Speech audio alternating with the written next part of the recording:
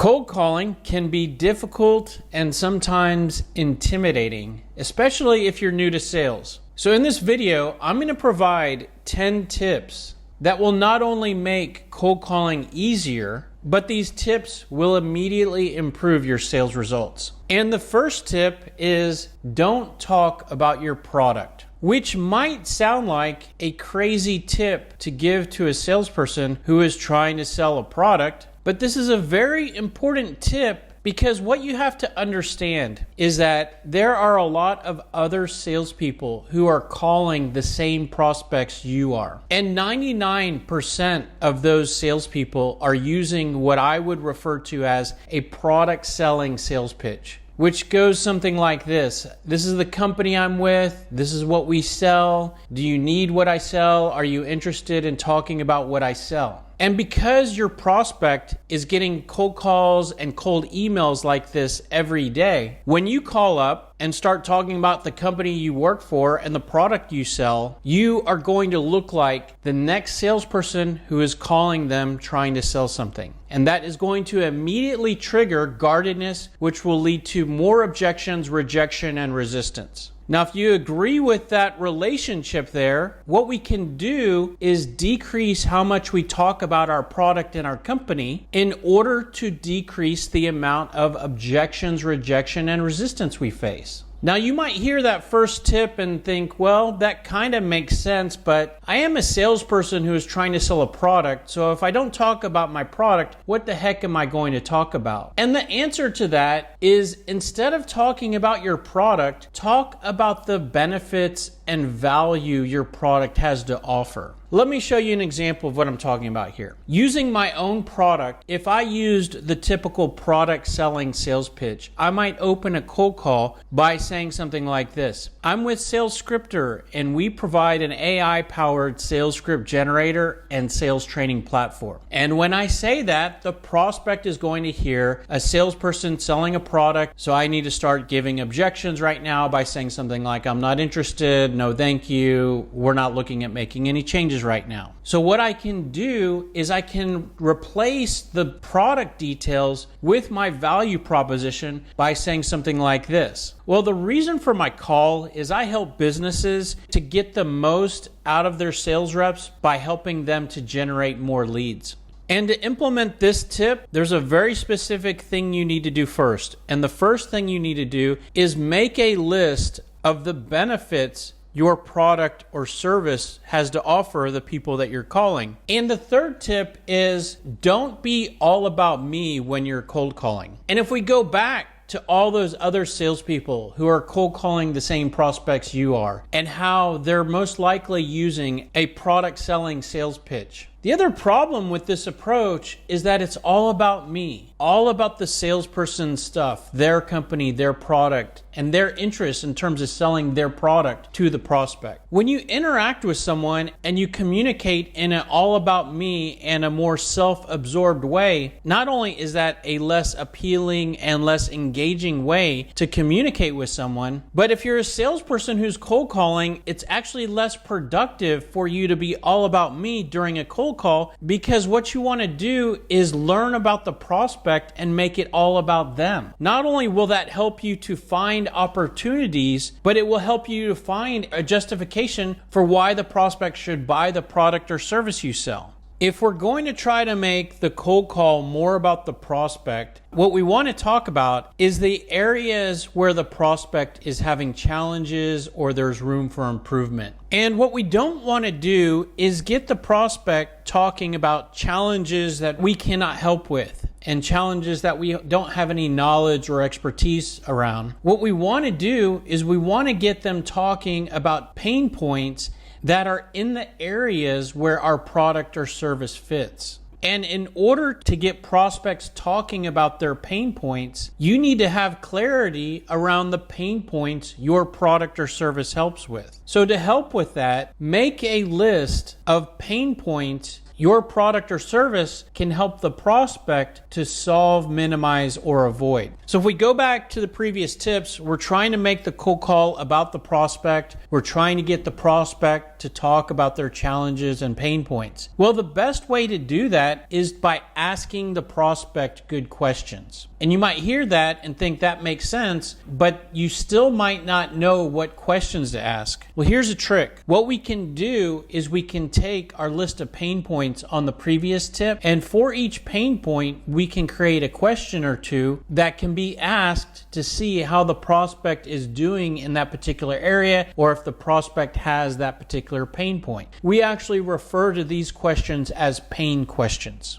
And the next tip is to shift your focus from selling the product during cold calls and focus more on selling the prospect, on simply talking more and having a conversation. And this is really important to stop and think about and keep in mind, because if you follow your natural instincts, remember, you're a salesperson, you've been hired to sell a product, you get paid when you sell that product, and when you get on the phone with a prospect, your natural instinct is going to tell you to talk about your product and try to get the prospect to buy your product. And salespeople will typically do this by asking the prospect if they're interested in what they sell or if they need the product they sell. But there are many problems with focusing on trying to sell the product during cold calls. And the first being that when you get connected with a prospect on a cold call, that prospect is most likely not in buying mode at that exact moment for the product or service you sell. So when you're in product selling mode and seeing if they're interested or if they need what you sell, you are greatly increasing the odds of facing objections like, I'm not interested, we don't need that right now, we already use someone for that. But if you're not selling the product, if you are selling the step of simply talking more, you can not only avoid some of those objections, you can actually make those objections invalid. But another big reason why we should not be selling the product during our cold calls is that the purchase is actually not the next step in the sales process. In most cases, if we are going to move forward at all, the next step is usually to simply talk more and have a longer conversation.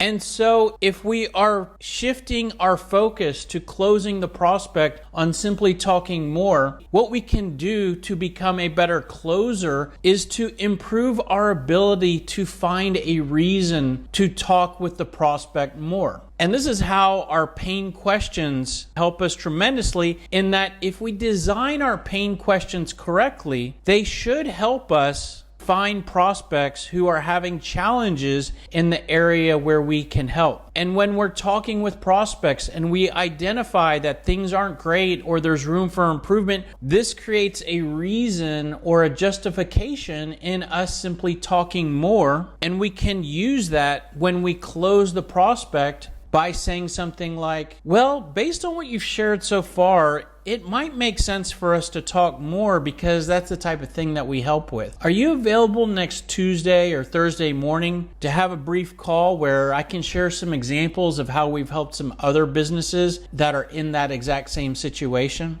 And the 8th tip is to create an outline of what to talk about and what to ask for when you finally do get connected with prospects when cold calling. And what we can do is we can actually use a lot of the stuff we created in the previous tips for this cold call outline. These sets of talking points and questions are what we refer to as building blocks. And there's a few other building blocks you could create if you really want to complete and round out your cold call outline. But what we've created in just the few tips that we've discussed here could actually be used as a cold call outline by itself, because you could open a cold call with your value proposition. You could then transition to asking a few of your pain questions. If your pain questions don't uncover challenges or needs, you could then share some of the pain points that your product or service typically helps with. Through all of that, you might find a reason for talking more, and then you could go for the close. Having a cold call outline will not only improve your performance, but it can also improve your confidence and reduce any cold call anxiety you might feel or experience. And if you want help creating your building blocks, our software of SalesScripter actually has an AI-powered tool that will create all of your building blocks in a matter of seconds. All you have to do is enter the product or service you sell and specify the audience you're communicating with or the type of prospect you're selling to. And SalesScripter will create all of your building blocks in a matter of seconds.